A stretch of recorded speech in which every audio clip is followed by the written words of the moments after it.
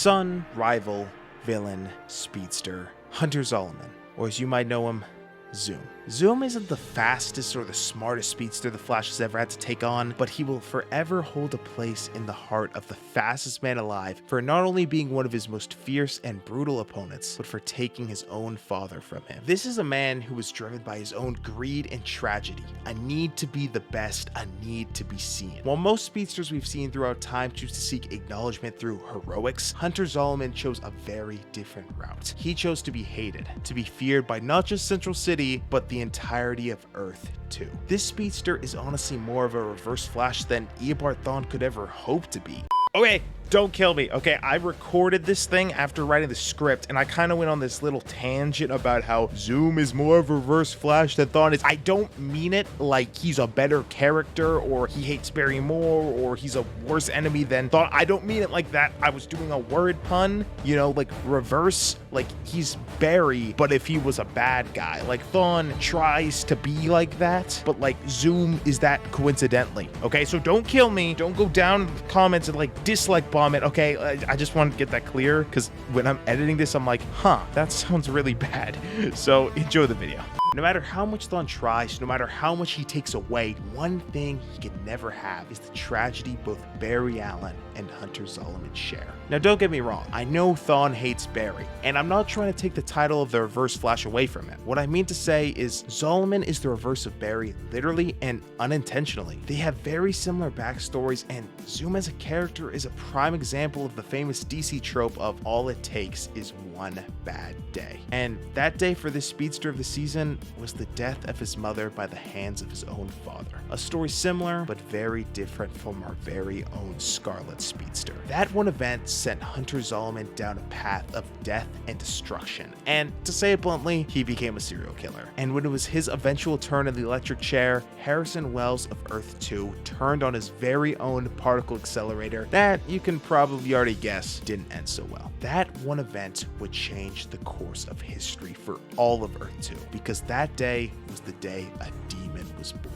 That was the day of Zoom's creation. With the combination of the electricity from the electric chair and the dark matter from the particle accelerator, Hunter Zolomon became a speedster and practically enslaved his world. But that's not where our story ends. Zoom had a run-in with every human's worst enemy, boredom. So Zolomon came up with a plan. If he was going to be a villain, he needed a hero, a savior to inspire hope for the citizens of Central City. So he created that too. Under the alias of Earth 3's resident speedster, Hunter Zolomon would now be known as Jay Garrick and become the hero and villain of his Earth. But you may be asking, what's the point of being a hero? I mean, that can only stave off boredom for so long. Well, as Zoom would so delicately put it, it was to inspire hope, just so he could take it away. And from then on, things were going well. I mean, I guess it depends on your definition of well. Up until a breach appeared in the sky of Earth 2's Central City, signaling Eobard Thawne's defeat at the hands of Barry Allen, and the rest is history.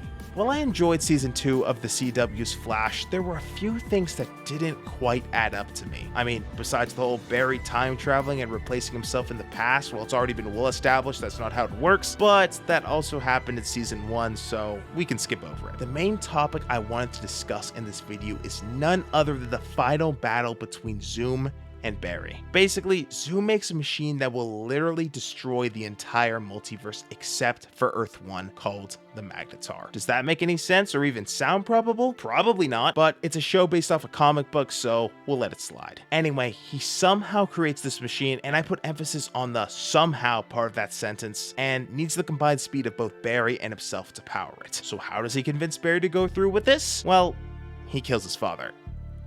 Yeah. The short version is, Barry eventually races him around the inside of the Magnetar and starts to lose. Until, whoa, he creates a time remnant of himself to save his friends and destroy the Magnetar. But whoa.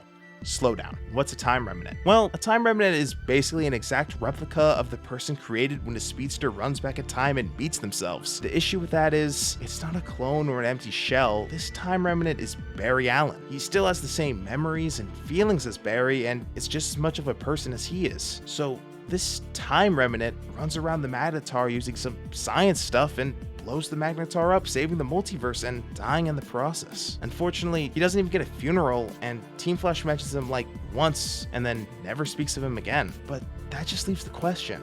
Who's the Time Remnant? Is the original Barry Allen dead? Is Barry running to the past to join a past version of himself, becoming a quote-unquote Time Remnant? Or is Barry running to the future, grabbing a version of himself and running back to the past? Because if that's the case, will a day come where our Barry is just grabbed out of nowhere to face a future threat? I mean, Thawne did something similar in Legends of Tomorrow, but I digress. Time Remnants are a tricky thing. I mean, just ask Savitar, right? But that's the thing about time travel, Barry. The more you do it, the less the rules apply to you. But like, this whole Time Remnant thing isn't even the biggest problem I have with this scene. What is it, you ask? Well, it's the whole concept of the Magnetar itself. I mean, this is a machine that will literally destroy the entire multiverse. You could literally be the most powerful being in your universe, but some novice speedster drops the ball and some lunatic wipes out your entire universe? Thankfully, that didn't happen. But there's an infinite amount of Earths, or at least 53 give or take counting Earth X, and you're telling me no one else tried and succeeded with the whole Magnetar thing? I mean, some Earths in the Arrowverse have to be almost exact replicas to Earth 1 that may or may not have small differences to them, and in that case, there has to be a world where Zoom wins and activates the Magnetar. And even if there isn't a world where Zoom activates the Magnetar, someone else would have had to try. I mean,